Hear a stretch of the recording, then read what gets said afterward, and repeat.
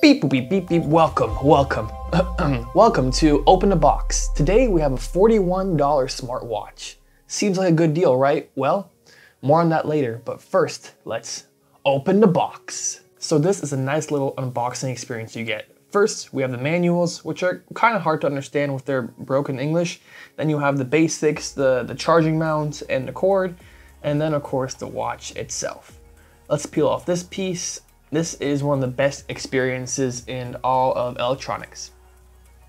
Now, I've been using this watch for about a day. I've taken it on one run, and the first thing I've noticed is that it is slow to count steps. When I first started, I kind of wanted to, watch the watch and see it go step by step while I was walking, taking steps. But for some reason, it only updates when the screen turns off, and if that, it's also slow updating. So don't count on it to be able to, watch your step for step. And who knows if it's even accurate, I counted my steps and it was a little bit off from what I got on here. But it does count distance, calories burned, and also in sport mode, it counts heartbeat with its heartbeat sensor that flashes green.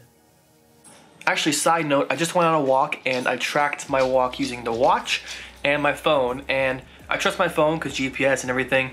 The watch, it was about half a mile off after walking 2 miles, so not the most accurate measurements at higher distances. Next, and this is kind of a big issue, I just couldn't get the app that it told me to download in the manual to pair, connecting it via Bluetooth first, connecting it via Bluetooth from the app, all these other things. So it kind of defeats the whole purpose of having a smartwatch if you can't connect it with your phone. So don't count on this watch to deliver your notifications and for you to check your calendar and stuff like that.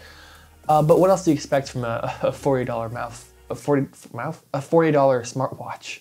Mouthful. A quick side note with the app is that it does ask for a lot of random permissions, and you can see here that I actually denied a lot of them because I have no idea who owns this app and who this data is going to and what they're going to do with it. Are they going to sell my data?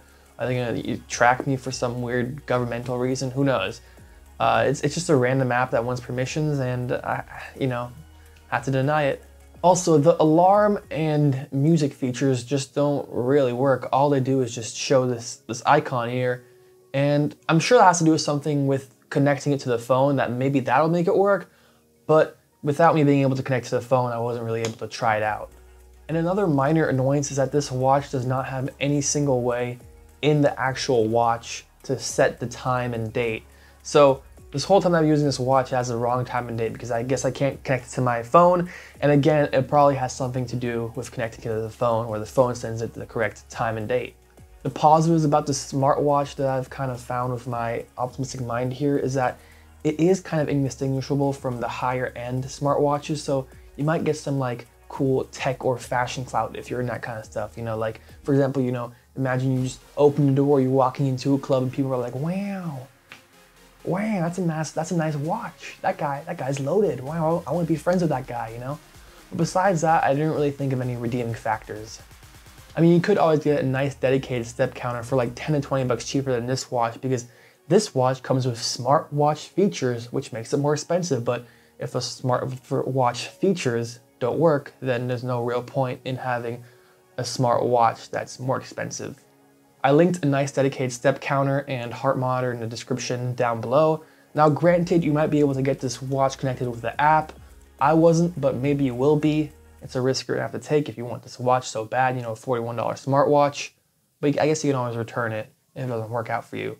Lastly, a redeeming feature might be that this watch is waterproof. So we're gonna put that to the test right now. Wow, still wet.